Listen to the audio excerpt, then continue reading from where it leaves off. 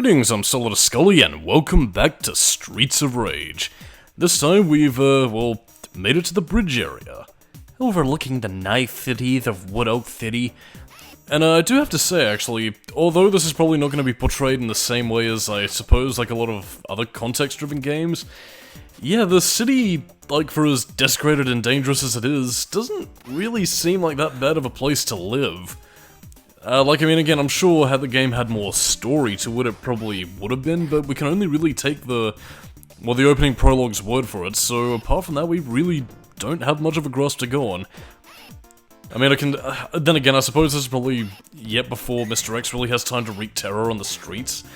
Or at least he maybe doesn't want to make his criminal dealings, like, too obvious, but, I don't know, it strikes me as a little bit odd that they try and tout this as being a bit of a crapsack world. Well, then again, Streets of Rage 4 I think does a decent job of that, but then again, it's like a many years later sequel where everything has to suck so that our heroes can do the thing and clean up the streets. This is probably the level where if you play your cards right and explore around the levels, breaking certain objects to get certain power-ups, except for that one, the Pepper Shaker, which I'm pretty sure was probably meant to be tear gas or some shit. Yeah, you can actually get some pretty decent power-ups, a few lives, and trust me, you are gonna need them, because the levels will kick your buttocks. And yeah, considering the fact that Blaze has a rather rumpy-pumpy behind, yeah, no doubt she's going to kick some ass. But yeah, enemies also do have that grapple move that you saw right there, and again, you can kick, but you also have this cool little flip turn move, which turns their strengths against them, and it's cool. But this is also around about the point in the game where things do begin to escalate and challenge. Like, I mean, I would say that this is probably the last breather level. And in terms of first-timers of today's generation, I do think you can get decently far in Streets of Rage if you're, again, adept at the controls. It's only really one stage in particular that might end up getting you. And for the less skilled players, there are a few elements that I probably will point out after this level, but yeah, we'll get to it when we get to it. I mean, again, bear in mind, this is a... Well, again, I wouldn't want to say an experimental title, but again, this was before Streets of Rage became something of a household name. At least before this became something that, you know, a lot of people would say, this is the bee's knees to own if you have a Sega Mega Drive. But then again, I mean, this game is included on a lot of Sega collections, is talked about among Sega fans for a reason, and I don't know, it's a really fun game. To talk about the Jack enemies, again, as you probably noticed with a bunch of different enemies having different types, yeah, the Jack enemies also have two in particular. There's the Fire Spinners, and then we also have the Axe Wielders. Only two in this game, surprisingly, but yeah, the Axe Wielders are more dangerous, but at the same time, though, like, when you're trying to beat the fuck out of them, they can interrupt your attacks, and again, they have a lot of blocking capabilities, which makes it hard to deal the damage. And actually, we're introduced to a lot of new enemy types in this level. Like, I mean, we have the purple signals, we also get introduced to the green signals right at the end of the level, which makes me sound like I'm talking about Bizarro traffic lights. But yeah, we also have the shivs, we also have, I forgot what the fuck this character's name is, the red kung fu dudes. But yeah, they basically have, like, this lengthy jump kick attack, which I swear to god, like, animation-wise was borrowed from, I think, borrowed from Adam, actually, so, what gives? You trying to disguise your prop reusal? Which, I mean, talking about it really, like, I mean, a lot of games did do this back in the day, but, like, I mean, Streets of Rage 1 doesn't have any that bad egregiances of it, except for one in particular that we'll be getting to next level. And that's the other one annoying moves that the signals can pull off. They do the baseball slide, which sucks, because you can't dodge it. Unlike their throwing move. That being said, though, I also have to wonder, like, what sort of city Wood Oak City was based off. Like, I mean, bear in mind, this wasn't back in the days before, like, internet searches that you could use for your, like, geographical scouting, so, I don't know, I get the impression that maybe all the developers in Sega had to go for was, like, generic American cities and, or bits of Japanese influence and, well, San Francisco, really. At least that seems to be the main vibe I'm getting from this place, but, I don't know.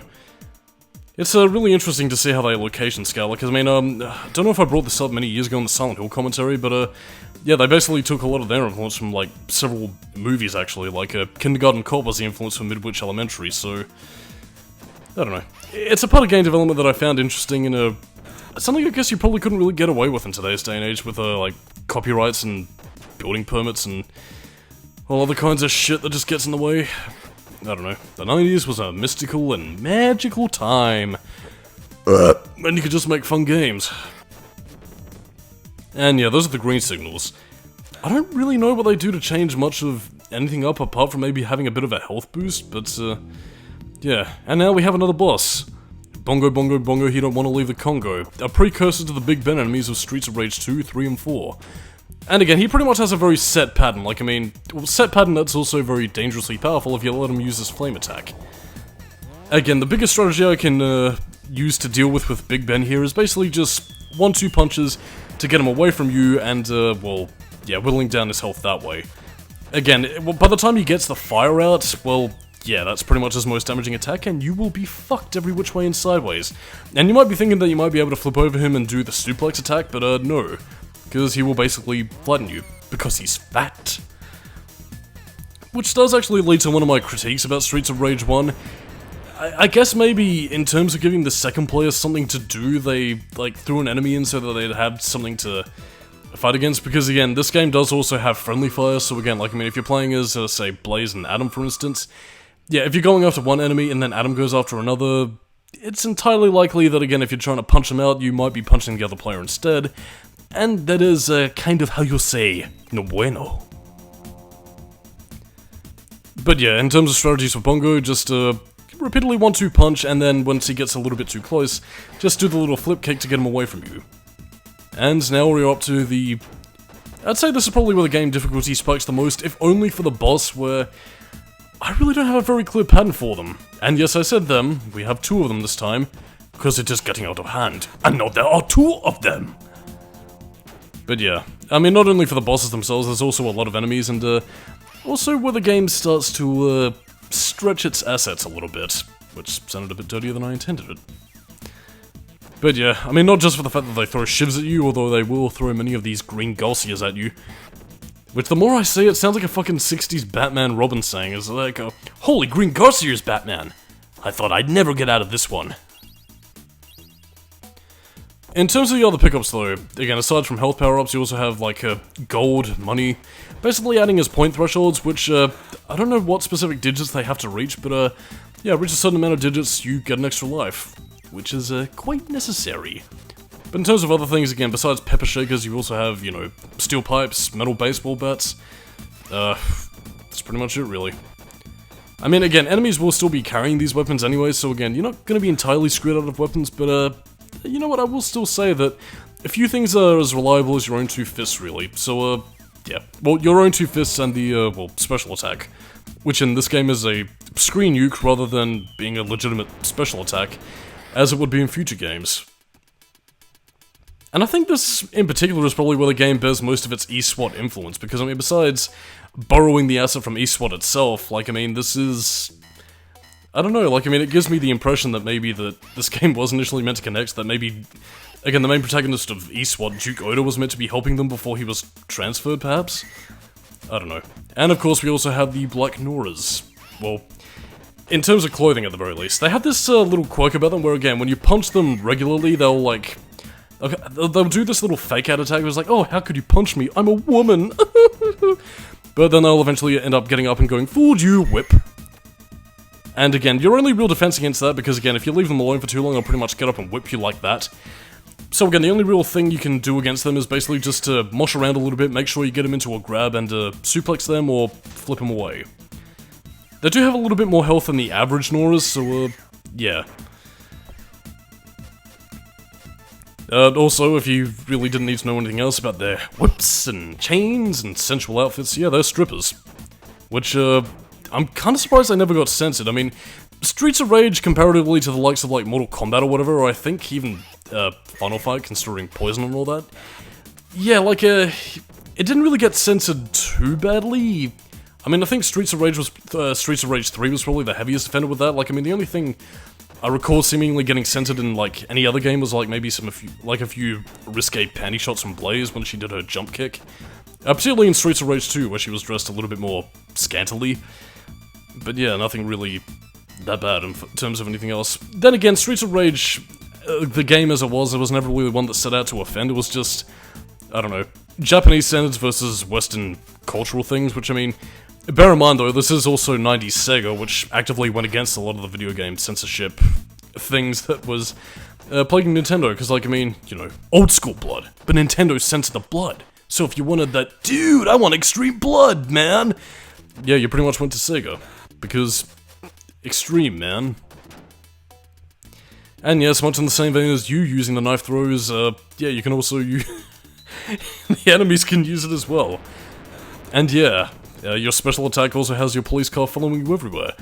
Whether it be on the bridge, on the boat, on the patio, inside a factory, outside of a building, wherever good times are had, they'll be there. But will they last forever? Who knows? And what is this? The Ultimate Warrior is back! And, yeah, this is where the game is stretching its assets. This is pretty much the proper way to take care of him. It does also have a throwing move, which he rarely pulls off.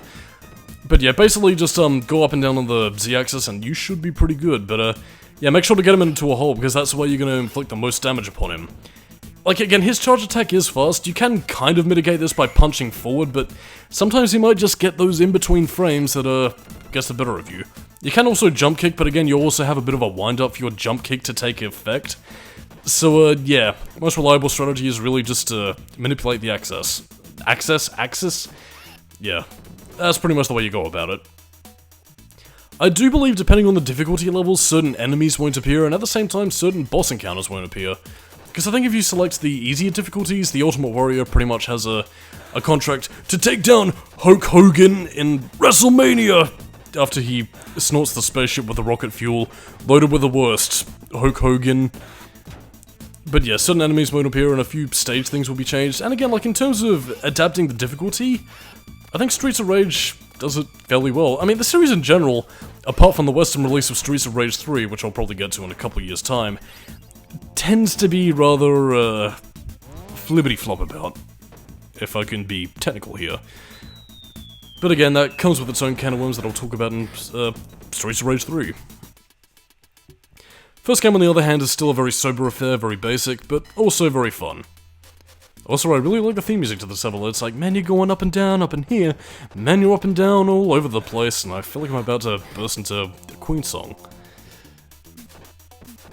I don't know, I really like the vista and background, and the sort of wavy gravy effect they have on the ocean liner is just, nice. Although, then again, what exactly Mr. X is doing on his boat is anybody's guess. But as you can probably see, with the fact that we have a giant roast chicken, we're at the end of the level, and we're going to be encountering some enemies that are, without a doubt, going to be the thing that I think might result in a lot of people's first game overs. Provided they haven't learned the pattern of the enemies at this point, but I do have some strategies to work against this boss, but at the same time, though, I don't really have that much of a good, like, strategy to use against them. Because these are Mona and Lisa, the Blaze twins. You see, these two were born in green, and Blaze was born in red. And, you know, naturally, since Blaze was good at the Lambada, her sisters got very jealous and basically decided to work for Mr. X. And I'm basically finagling a backstory here, because they're pretty much Blaze recolors, except with a backflip move that you can't do in the game, to my knowledge, which, kind of sucks, because, like, I would have loved to have been able to pull off this backflip move, which would have been sick as fuck. Which, I mean, I guess the animation itself was also borrowed from, like, Blaze, once she connects her combos together, but still, this kind of sucks, because, again, you can more or less dodge these attacks and take, like, pip shot damage against them, but again, they also have the throw move, where they basically throw you across, but they also have this unavoidable damage attack where, again, if you get too close to them, they'll pretty much do that, use the suplex move, and Blaze will pretty much, again, it's bullshit because, to my knowledge, there's no way to get out of that. Like, I don't know if maybe I'm missing a button combination here, or maybe, like, you maneuver the D-pad or something, but I don't know, there's no way to get out of that. And I think the developers kind of knew this, because in Streets of Rage 2 and 3, like, you have this maneuver to get out of abilities, which is, you know, what replaces the special attack in, you know, Streets of Rage 2 and 3. Like, when you have an actual move to use, whereas in this game, all you have is the police car bazooka thing. And again, the only thing that really makes this boss fight a little bit too pish is the fact that, well, again, apart from the fact that the Blaze twins actually manipulate the Z-axis, yeah, at the same time, though, they also flip around a lot, and again, they have that suplex attacks, which makes them very hard to hit, and there's also two of them. Like, I mean, again, you could see here I had a much easier time taking on one as opposed to two of them, but I don't know. It's pish, and this will probably be where the life drain comes in quite exponentially, so, yeah. It's just a boss fight where you're really got to keep on your toes, and as you could no doubt tell with the fact that they reused the Ultimate Warrior earlier, yeah, it's around about this point when they start stretching for boss fights, because again, you've pretty much seen all there is to see at this point apart from the final boss. Well, I mean, not in terms of enemies, obviously. I mean, we have well, even then, really, we have Red Golsiers now. Truly the most elite of Golsiers working in Mr. X's factory of dangerous intent. Shipping boxes off to Japan. I mean, I have gold inside them. How exactly this is of any worth to Blaze, a law-abiding citizen, I have no idea. Maybe her dance studio needs more funds? Who knows? But yeah, this level also has particular significance because, well, you know what, at the risk of spoiling something, again, there's a certain choice that you can make right at the end of the game, which, basically determine, well, 3 choices, technically speaking. There's one that leads to a good ending, one that leads to a bad ending, and there's one that you would think would lead to, like, a third ending, but, no, it actually just leads you back to this level, and you gotta play through the game all over again. And, due to certain stipulations regarding the game's, well, life system, its special attack, yeah, that's kind of annoying, and you probably won't get it. Because even then, it just also leads you to the good ending anyway, but, that all depends on whether or not you're playing multiplayer or not. But I'll stay my tongue on that for the time beings. In terms of what this stage has, in terms of its hazards, yeah, this one isn't really as hazard heavy as later games in the series, but, there always is a certain elemental in quotation marks, really. Again, this is kind of a machine factory. But yeah, you have crushes, you have, boxes, and, well, yeah, kind of avoid it, or use them to your advantage, although you kind of have to maneuver your enemies to, like, a very specific spot in order to really get the stage hazards to work, because otherwise they'll just pass through it nice and fine, and that kinda sucks. But yeah, I mean, apart from the stipulation that I also mentioned earlier regarding the endings, the stage itself is also kind of a bit pish. A nice level theme, though, which again I should probably talk about the soundtrack. Yes, the legendary Sega composer Yuzo Koshiro. His work here is pretty nice. Like, I mean, a lot of the things are very catchy and memorable, but personally my favourite work of his will always be Streets of Rage 3.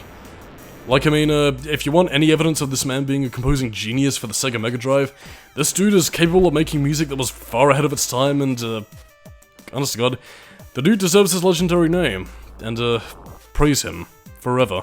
Unlike Bongo Bongo Bongo, who doesn't want to leave the Congo, because he ate too much spicy chicken, and, well, now he's regretting it as he throws up his lunch. I mean, I guess if there's nothing else to say, like, I mean, the fact that we have repeated enemy encounters does give you more of a chance to practice against them.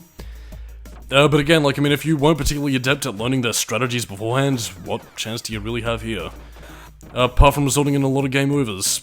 Although, then again, like, I mean, you do have 3 continues, so Bob's your uncle, really, but again, if you're just playing the game normally and not using the, slightly cheatedy cheat code of player 2 accessibility like I was using, yeah, your lives are a little bit more limited depending on whether or not you get some extra ones, because continues pretty much limit you to, well, the base level, obviously. I don't know. Like, I mean, again, to once again comment on the game's difficulty, Streets of Rage isn't a very hard game, well, obviously depending on the difficulty setting, but even on normal mode, I think you should have a pretty decent time, and again, as I mentioned before, on the easier difficulties, or harder difficulties really, again, they do take away or add enemies, you know, depending on what makes sense and what would be adept to your skill levels, so again, it's not that bad. And also, another benefit to having a weapon, apart from, you know, having very different swing speeds and all that kind of stuff, is that, yeah, it doesn't activate the Black Nora's, puss-out mode, where they're like, how could you? I'm a woman. Eat floor. High fiber. Could you tell what movie I was watching last night? Because I played the stinking city like a harp from hell. But yeah, like all beat-em-ups, it is also once again a prominent user of the, get stuck on a screen and then beat up X amount of enemies to continue. Not quite as annoying in games like this, but again, I think as I mentioned in the, Star Wars Episode 3, beat-em-up game commentary, yeah, kind of annoying in, the 3D era when, you kind of have a mindset geared more towards exploration, but, yeah. This game isn't the worst proponent of it. Sonic Unleashed, on the other hand, is. And I hate it.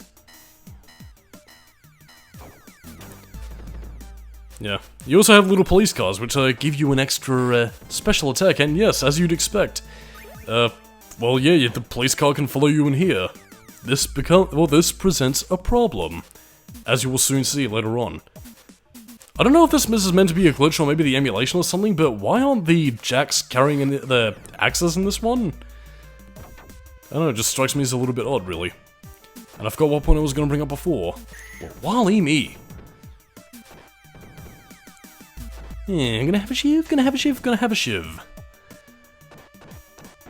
Yeah, I mean, like I said before, the knife goons are basically gonna be the death of you because, again, like the green gossies, the biggest cause of death is gonna be pip damage. Well, I mean, apart from bosses with certain strategies, like the Freddy Krueger boss that has a tendency to just go slash slash, slashy slash slash. Why am I bringing that up at this point? Who knows? And I suppose to bring up any other interesting points of talking, well, Streets of Rage's Japanese name, Bare Knuckle. Not really sure why the name was changed. I guess maybe they thought Streets of Rage sounded cooler, but I don't know, Bare Knuckle does also have like a cool ring of its own to it, so I really don't see why they'd need to change it, really. It's not really too, like, Englishy as far as I know, so, I'm confused by that, really. I mean, unless maybe there was like a movie coming out around that time, or like something similar that Sega thought they might get in trouble for, because I mean that was a consideration they had to take in back in those days, like, akin to the whole Biohazard Resident Evil thing. I don't know. And so, you thought the two Blaze twins were difficult to fight? Well, now have two Freddy Kruegers. Two for the price of one, and yeah. Again, the same strategies do still apply, but I guess that this is the point in the game where the game really wanted you to have a buddy playing along. Which again is kind of a bit pish, because it seems like the developers wanted you to have a friend playing along with you, but I mean, this was the 90s, you know, back before the days of viruses and staying at home and not online gaming, even though Sega admittedly did kind of master that with the SegaNet thing. I don't know, it's kind of odd really, but yeah, I think this would probably be a lot easier if you had a buddy along, but here you kind of have to withstand the pain and or abuse your special attacks, so yeah. In some ways you could argue that the strategies do kind of boil down to beat them up as much as you can, die, and then use your special attack, but I don't know, the bosses I think do have enough moves, and you yourself do have enough moves to reasonably scale up to the challenge, even if you wanted to have like a no special attack challenge run. I don't know. Something to think about in regards to the game's mechanics, but on that note, I am Solidus-Skully, keep it new metal, and next time on the Streets of Rage commentary, well, we're gonna be finished with the base game and see the canon ending. Catch you dudes and dudettes next time, and I will see you later. Tally me banana!